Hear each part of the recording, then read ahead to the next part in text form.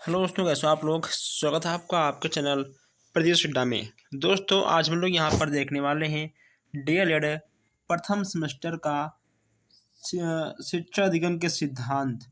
Okay दोस्तों, यहाँ पर हम लोग आज बहुत सारे क्वेश्चंस को कवर करने वाले हैं। यहाँ पर हम आपको बताएं दोस्तों, यहाँ पर कम से कम 100 प्लस क्वेश्चंस आपको मिलने वाले हैं। कितने क्वेश्चंस है? 100 प्लस क्वेश्चंस यहाँ पर मिलने वाले हैं। और दोस्तों, जैसा कि आपको पता ही है कि आपके शिक्षा अधिगम के सिद्धांत में 15 नंबर के बहुविकल्पीय प्रश्न आते हैं। आपका नंबर बहुविकल्पीय प्रश्न से ही उठेगा और गिरेगा। अगर आप हर क्लास को कंटिन्यू लेते हो तो कहीं ना कहीं आपका बैक आने का चांस बनता ही नहीं है। दोस्तों, जितने क्वेश्चंस यहाँ पर आपको बहुविकल्पीय प्रश्न मिलने वाले हैं दोस्तों, वो सारे के सारे आपके परीक्षा में जरूर आएंगे। यह आपका है फर्स्ट क्लास। दोस्तों, इसका आपका सेकंड क्लास भी आएगा, क्योंकि दोस्तों हम नहीं चाहते हैं कि आप लोग अधिक पढ़ लो, समझ लो और फिर आपके ऊपर से बाउंस हो जाए। ठीक है दोस्तों, कम पढ़िए लेकिन अच्छा पढ़िए। आज हम लोग यहाँ पर एक बार में 50 क्वेश्चंस को लेने वाले हैं। तो आप लोग एक बार वीडियो को शेयर कर दीजिए। अगर आपको कोई भी क्वेश्चन समझ में ना आए तो आप हमसे कमेंट बॉक्स में पूछ सकते हो। ओके दोस्तों, और यहाँ पर मैं आपको बता दूं कि अगर आप नए हो तो आप चैनल को सब्सक्राइब भी कर लीजिए, ताकि कोई भी क्लास आपसे मिस ना हो। तो अब हम चलते हैं आज के फर्स्ट क्वेश्चंस की ओर। आज का आपका पहला क्वेश्चन है कि शिक्षण की प्रकृति क्या है। शिक्षण की प्रकृति क्या है ये आपको बताना है। कला है, विज्ञान है, उपरोक्त दोनों है या इनमें से कोई नहीं। बताइए आपका क्या होगा। अगर बात करें आंसर की तो आपका हो जाएगा उपरोक्त दोनों। दोस्तों, यानी आपका हो जाएगा कला और विज्ञान। ओके दोस्तों, क्या होगा आपका? आपका कला और विज्ञान दोनों आपका बिल्कुल सही हो जाएगा। नेक्स्ट यहाँ पे आपका है शिक्षण पुनर्बलन की अकस आकस्मिकताओं का क्रम है या कथन किसका है। अब यहाँ पर कथन की बात की जा रही है। दोस्तों, आपके हो जाएंगे B.F. स्किनर। यहाँ पर आप लोग लिख लीजिए B.F. स्किनर। ठीक है दोस्तों, यहाँ आप इसको ठीक कर लीजिए, B.F. स्किनर महोदय हो जाएंगे। नेक्स्ट यहाँ पे आपका है कि शिक्षण में, दोस्तों तीसरा आपका है शिक्षण में संप्रेषण प्रक्रिया का प्रमुख सिद्धांत माना जाता है। अब यहाँ पर आपका संप्रेषण में शिक्षा में संप्रेषण प्रक्रिया को प्रमुख सिद्धांत क्यों माना जाता है ये आपको बताना है। दोस्तों, इससे क्या होगा? सहजता का सिद्धांत है, योग्यता का सिद्धांत है और सहभागिता का सिद्धांत है। यानी आपका ये तीनों हो जाएगा। आपका हो जाएगा उपरोक्त सभी। आपका दा वाला बिल्कुल सही हो जाएगा। अब यहाँ पे आपका चौथा क्वेश्चन है कि सामूहिक संप्रेषण का दोष क्या है। अब यहाँ पर तो आपको दोष बताना है। सामूहिक संप्रेषण के लाभ, सामूहिक संप्रेषण के हानि, हर क्वेश्चन यहाँ पे आपको मिलेंगे।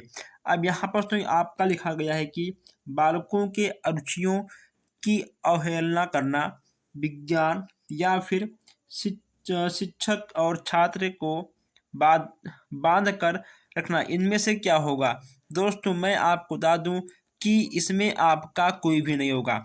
जो आपका सामूहिक संप्रेषण होता है दोस्तों, इसमें से आपका कोई भी नहीं होगा। आपका दा वाला बिल्कुल सही हो जाएगा। ओके दोस्तों, सामूहिक संप्रेषण करना एक बहुत ही अच्छी प्रक्रिया होती है। और यहाँ पे आपका पांचवा है कि शिक्षण के अर्थ की प्रकृति क्या है। शिक्षण के अर्थ की प्रकृति क्या है दोस्तों, इसमें आपका तीनों बिल्कुल सही हो जाएगा। यानी आपका उपरोक्त सभी दा वाला आपका बिल्कुल सही होगा। इसमें आपको तनिक सा भी डाउट नहीं होना चाहिए। आइए अब यहाँ हम देखते हैं क्वेश्चन नंबर 6 है। छठवां आपका है कि शिक्षण की प्रमुख क्रिया क्या है। प्रस्तुतिकरण, क्रियान्वयन या फिर प्रदर्शन या उपरोक्त सभी। शिक्षण की प्रमुख प्रक्रिया क्या है। यहाँ पर शिक्षण की प्रमुख प्रक्रिया के बारे में आपको बताना है। इसमें आपका हो जाएगा उपरोक्त सभी। यानी आपका दा वाला बिल्कुल सही हो जाएगा। नेक्स्ट यहाँ पे आपका है शिक्षण के कितने चरण होते हैं, 3, 4, 2 या 5। शिक्षण के कितने चरण होते हैं आपको बताना है। इसमें आपका हो जाएगा 3 चरण। कितने होते हैं, 3 आपके बिल्कुल सही हो जाएंगे। अब यहाँ पर शिक्षा के सिद्धांत कौन है, शिक्षा के सिद्धांत भी आपसे यहाँ पर पूछे गए हैं। यहाँ पे आपको कुछ नए क्वेश्चंस, कुछ आपको पुराने क्वेश्चंस, हर क्वेश्चंस यहाँ पर आपको मिलते रहेंगे। शिक्षा के सिद्धांत कौन है आपको बताना है। उद्देश्य निर्धारण का सिद्धांत है, मनोरंजन का सिद्धांत है, या फिर क्रियाशीलता का सिद्धांत है, बताइए इसमें आपका क्या होगा। दोस्तों हमने आपसे पहले कहा था कि जहाँ पर भी आपको दिख जाए उपरोक्त सभी आपका वही बिल्कुल सही होगा। यानी दोस्तों आपका 99.9% यही वाला क्वेश्चंस बिल्कुल सही हो जाता है। ठीक है, चलिए आगे बढ़ते हैं। नेक्स्ट यहाँ पे आपका है कि जिस शिक्षण सूत्र के द्वारा वस्तु या संदर्भ की जानकारी सूक्ष्मता की ओर दी जाती है उसे क्या कहते हैं, उसे दोस्तों क्या कहते हैं। इसमें आपका हो जाएगा स्थूल से सूक्ष्म की ओर। क्या होगा, स्थूल से सूक्ष्म की ओर आपका बिल्कुल सही हो जाएगा। अब यहाँ हम बात करते हैं ज्ञान से अज्ञान की ओर शिक्षण सूत्र किस तथ्य पर आधारित है। ज्ञान से अज्ञान की ओर बात करते हैं तो दोस्तों इसमें आपका हो जाएगा संबद्धता के नियम। ओके दोस्तों, यहाँ पे आपका ठीक हो जाएगा ता, जहाँ आपका था है यहाँ ठीक है आपका हो जाएगा ता, संबद्धता के नियम, यानी आपका आ वाला बिल्कुल सही हो जाएगा। आइए आगे बढ़ते हैं। नेक्स्ट यहाँ पे आपका है 11वां, अधिगम एक अनुभव है जिसके द्वारा कार्य में परिवर्तन या समायोजन होता है तथा व्यवहार की नवीन विधि प्राप्त होती है। यह कथन किसका है, वुडवर्थ का है, या फिर दोस्तों आपके हो जाएंगे क्रो एंड क्रो, ओके दोस्तों, या फिर आपके हो जाएंगे प्रेसी महोदय, या इनमें से कोई नहीं। इसमें आपका क्या होगा, यह आपका बिल्कुल नया क्वेश्चन है। इसमें आपके हो जाएंगे प्रेसी महोदय, यानी आपका सवाला बिल्कुल सही हो जाएगा। चलिए आगे बढ़ते हैं। नेक्स्ट आपका है अपेक्षित अधिगम स्तर के क्षेत्र को कितने भागों में बांटा गया है, 3, 4, 2 या 5 है। अपेक्षित अधिगम स्तर को 2 भागों में बांटा गया है। कितने भागों में, 2 भागों में जरूर बांटा गया होगा। ठीक है दोस्तों, बांटा गया है। ठीक है, चलिए अब यहाँ पर आगे बढ़ते हैं। नेक्स्ट आपका है संज्ञानात्मक क्षेत्र है। संज्ञानात्मक क्षेत्र आपका कौन सा है, इसमें आपको बताना है। तो दोस्तों अगर हम बात करें आंसर की तो इसमें आपका क्या होगा, बताइए आप लोग, इसमें आपका क्या होगा, श्रमशीलता, स्वच्छता, या फिर सच्चाई। दोस्तों या इनमें से कोई नहीं।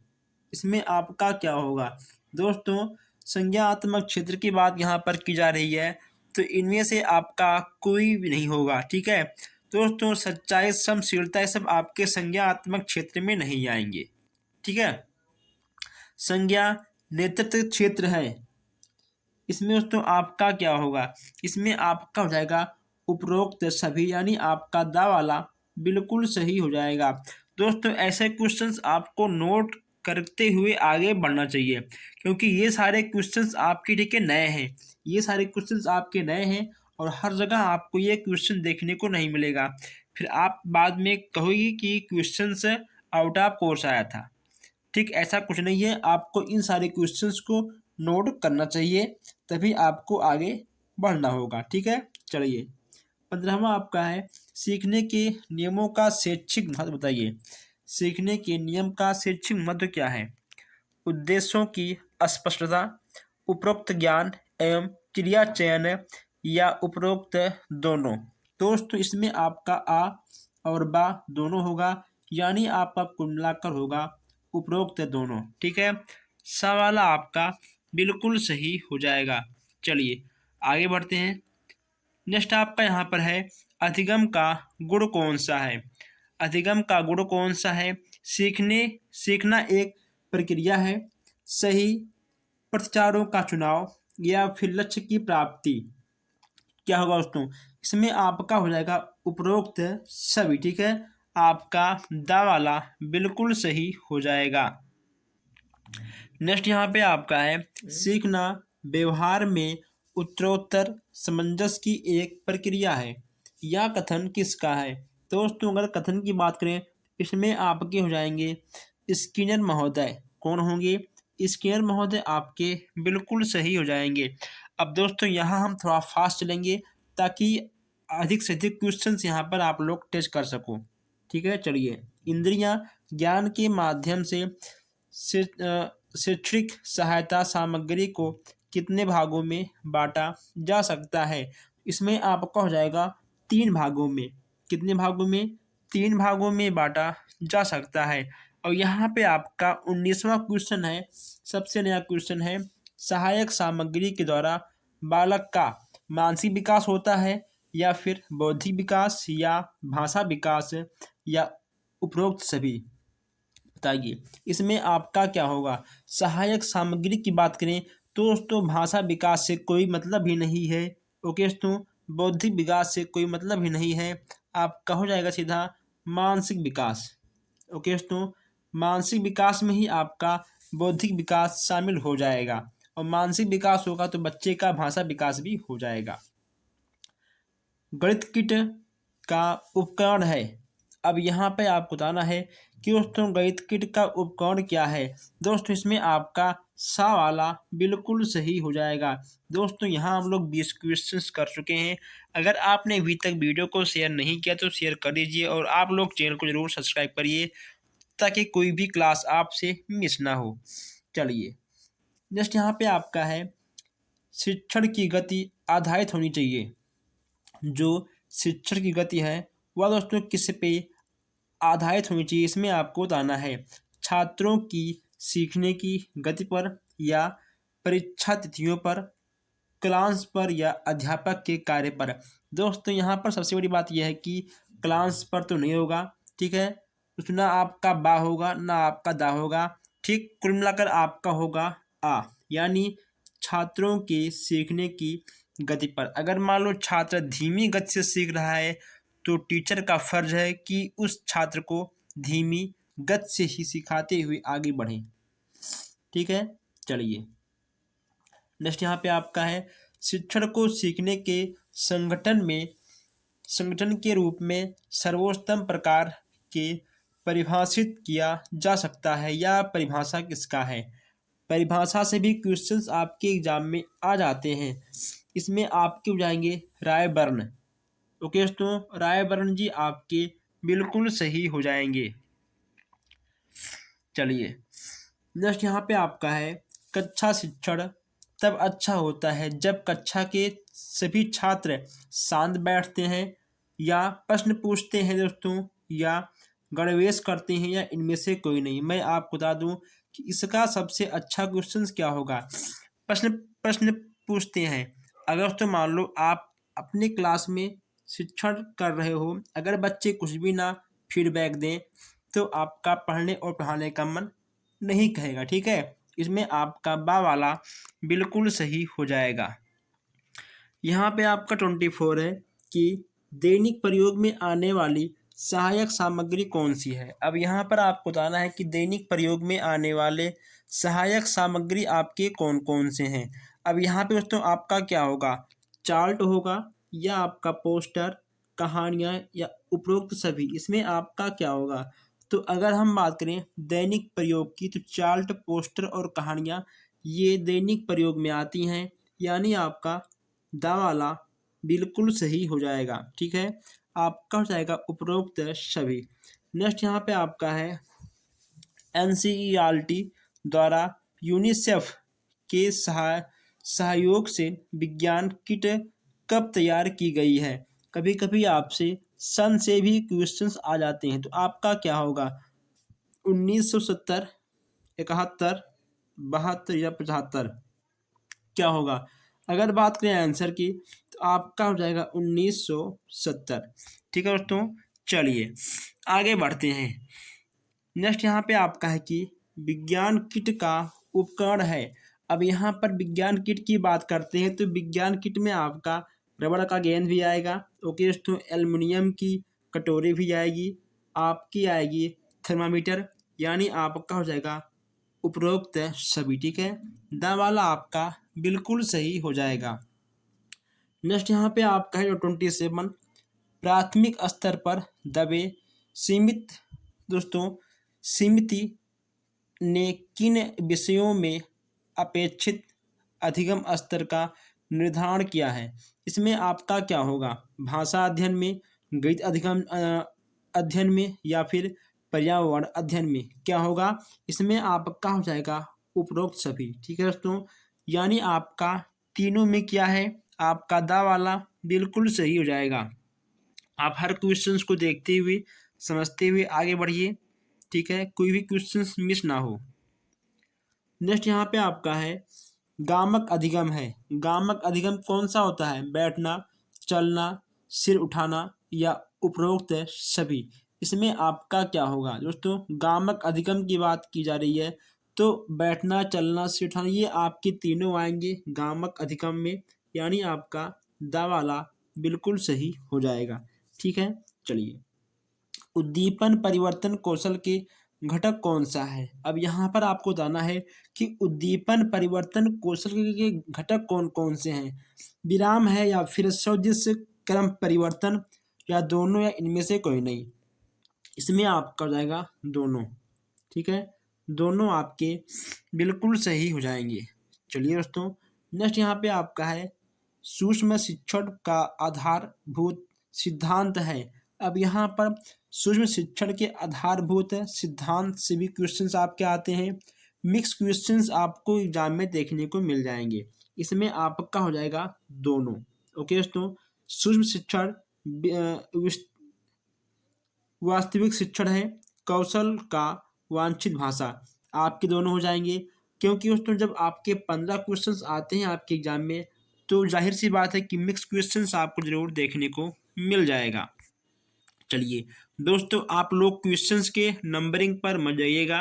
ठीक है दोस्तों, क्योंकि कुछ कुछ नंबरिंग आपके मिस्टेक हैं, उससे मतलब नहीं है, मतलब है यहाँ पर आपके क्वेश्चंस की। ठीक है, क्वेश्चंस यहाँ पर आपके सब हैं। जो क्वेश्चंस आपका छूटेगा हम नेक्स्ट क्लास में उसको कवर कर लेंगे। आइए, नेक्स्ट यहाँ पे आपका है शिक्षण से संबंधित प्रश्न पूछने का उद्देश्य होता है। इसमें आपका क्या होगा? तो इसमें आपका क्या होगा कि शिक्षण से संबंधित प्रश्न पूछने का उद्देश्य क्या होता है? पूर्व ज्ञान का पता लगाना, या फिर पाठ पर ध्यान केंद्रित करना, या उत्तर देने हेतु प्रेरित करना। इसमें आपका क्या होगा? इसमें आपका हो जाएगा उपरोक्त सभी, यानी आपका तीनों बिल्कुल सही हो जाएगा। दृष्टांत कौशल का घटक कौन सा है? इसमें आपका क्या होगा? दोस्तों बहुत ही अच्छा क्वेश्चन, बहुत ही नया क्वेश्चन है। इसमें आपका क्या होगा? इसका उत्तर आपको जरूर देना होगा। अगर दोस्तों बात करें इसके आंसर की तो इसमें आपका हो जाएगा उपरोक्त सभी। ठीक है, आपके ये तीनों बिल्कुल सही हो जाएंगे। वांछनीय घटक, वांछनीय घटक दोस्तों आपके कौन कौन से हैं? ये सारे आपके नए नए क्वेश्चंस हैं। इसमें आपका हो जाएगा स्पष्ट प्रारंभिक कथन देना। ठीक है दोस्तों, आ वाला इसमें आपका बिल्कुल सही हो जाएगा। चलिए अब यहाँ देखते हैं 37 क्वेश्चन है। व्याख्यान कौशल की विशेषता बताओ। व्याख्यान कौशल की विशेषता आपको बताना है। दोस्तों अगर व्याख्या की बात करें तो दोस्तों यह आपका उच्च कक्षाओं में काम आता है। ओके दोस्तों, अगर हम व्याख्या करेंगे तो उसको हम सुनकर नोट भी कर सकते हैं। शिक्षण को सक्रिय रहना पड़ता है दोस्तों, यानी आपका हो जाएगा उपरोक्त सभी। ठीक है, ये आपके तीनों सही हैं, आपका दा वाला बिल्कुल सही हो जाएगा। नेक्स्ट यहाँ पे आपका है कि बाल केंद्रित शिक्षण में शिक्षा का केंद्र होता है। बाल केंद्रित शिक्षण में शिक्षा का केंद्र कौन होगा दोस्तों? बहुत सिंपल सा क्वेश्चन है इसमें। ठीक है, आपको हो जाएगा बालक। कौन होगा? बालक आपका बिल्कुल सही हो जाएगा। चलिए अब हम देखते हैं नेक्स्ट क्वेश्चन दोस्तों। आइए चलिए, अब यहाँ पे आपका नेक्स्ट क्वेश्चन क्या है? नेक्स्ट आपका है बाल केंद्रित शिक्षण का महत्व क्या है? इसमें दोस्तों आपका क्या होगा? अगर बात करें इसके आंसर की, तो दोस्तों इसमें से आपका क्या होगा? इसमें आपका हो जाएगा ज्ञानेंद्रियां प्रशिक्षक का बल, यानी आपका इसमें आ वाला बिल्कुल सही ठीक है हो जाएगा। बचाव निदान का उच्चतम स्तर है, यह कथन किसका है? दोस्तों यानी बचाने से ज़्यादा महत्व उस चीज़ को अच्छा करने में, यानी दोस्तों ठीक करने में निदान करने वाला अधिक महत्वपूर्ण होता है। यह कथन किसका है, ये आपको बताना है। अगर बात करें आंसर की, ये आपको जाएंगे रॉस महोदय। बचाव निदान का उच्चतम स्तर है, यह कथन है रॉस महोदय का। अब यहाँ पे आपका 41 है कि बाल केंद्रित शिक्षा का उद्देश्य क्या है। यहाँ 41 आपका है, इसमें आपका हो जाएगा बालकों के नामांकन में वृद्धि। ओके दोस्तों, यहाँ थोड़ा हम तेज चलेंगे क्योंकि क्लास थोड़ा लंबा हो रहा है, इसीलिए क्लास लंबा ना हो। क्रियात्मक शिक्षण विधि का अर्थ क्या है? क्रियात्मक शिक्षण विधि का अर्थ की बात यहाँ पर हम कर रहे हैं। इसमें आपका हो जाएगा शिक्षक के शिक्षण द्वारा सीखना। चलिए नेक्स्ट आपका है प्रस्तावना कौशल का प्रमुख घटक कौन सा है? प्रस्तावना कौशल का प्रमुख घटक आपका क्या होगा? आपका हो जाएगा उचित श्रृंखलाबद्धता। ठीक है, यानी आपका सा वाला बिल्कुल सही हो जाएगा। अब यहाँ देखते हैं 44 क्वेश्चन। 44 आपका हो जाएगा कि छात्रों का पूर्ण ज्ञान जानने में कौन सा कौशल सहायक होता है। इसमें आपका क्या होगा? 44 की बात यहाँ पर हम कर रहे हैं। इसमें आपका हो जाएगा आंसर नंबर सेकंड, यानी ये प्रस्तावना कौशल। जहाँ पर भी कौशल की बात करें, प्रस्तावना कौशल आपका सबसे अच्छा कौशल मान लिया जाता है। नेक्स्ट आपका है बच्चों से कदम ताल कराना, हाथ ऊपर नीचे कराना तथा दाएं बाएं के लिए कहना, यह कौन सी गतिविधि के अंतर्गत आएगी? दोस्तों आपने एक नाम सुना होगा शारीरिक गतिविधि के, आपका ये आएगा आ वाले में। यानी जब दोस्तों पैर को उठाना रखना, हाथ को हिलाना, बॉडी को घुमाना, ये सब आपका शारीरिक अंतर्गत आएगा, यानी आपका आ वाला बिल्कुल सही हो जाएगा। अब यहाँ पे आपका 46 है कि उपचारात्मक शिक्षण का प्रमुख कार्य क्या होता है। यहाँ 46 की बात करते हैं। इसमें आपका हो जाएगा दोषपूर्ण अध्ययन या अध्यापक के प्रभाव को दूर करना। इसमें आपका सा वाला बिल्कुल सही हो जाएगा। अब यहाँ पे आपका 47 है कि क्रियापरक एवं गतिविधि आधारित शिक्षण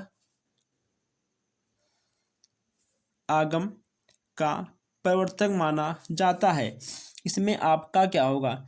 इसमें आपके हो जाएंगे रूसो महोदय। दोस्तों कौन होगा? रूसो महोदय आपके बिल्कुल सही हो जाएंगे। दोस्तों थोड़ा सा आज मेरा तबीयत डाउन है, आज हमको थोड़ा सा जुकाम भी है और बुखार भी है। दोस्तों अगर मान लो किसी भी क्वेश्चन में कोई भी मिस्टेक हुआ होगा तो आप कमेंट में हमसे दोबारा पूछ सकते हो। ठीक है दोस्तों, थोड़ा सा सर में दर्द भी है, लेकिन दोस्तों आपको कंटिन्यू क्लास देना आवश्यक है। आप लोग देख रहे हो कि दोस्तों तो थोड़ा जुकाम भी है और थोड़ा सर में दर्द है, कोई बात नहीं। चलिए, भ्रमण विधि में कौन सा गुण है? भ्रमण विधि में गुण कौन सा है, ये आपको यहाँ पर बताना है। इसमें दोस्तों आपका क्या होगा? इसमें आपका हो जाएगा प्रत्यक्ष अनुभव होता है। ठीक है, जब हम कहीं पर भी घूमने के लिए जाएंगे तो दोस्तों कहीं ना कहीं हम उसको प्रत्यक्ष देखकर हम खुद का अनुभव ले सकते हैं। भ्रमण विधि का दोष क्या होता है?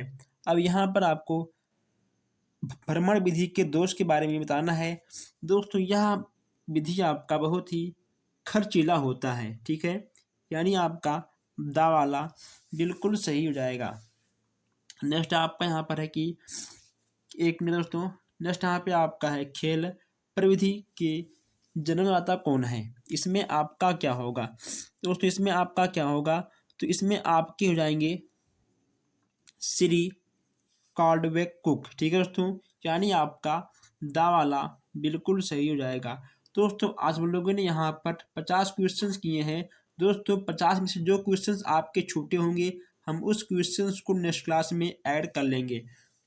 अगर दोस्तों आपको कोई भी शंका शिकवा शिकायत हो किसी भी क्वेश्चन में तो आप हमसे बेहिचक कमेंट बॉक्स में पूछ सकते हैं। आप लोग वीडियो को शेयर भी करिए और जो हमारे भाई बहन नए हैं चैनल को सब्सक्राइब भी करें। हम मिलते हैं फिर आपसे नेक्स्ट क्लास में। Thank you.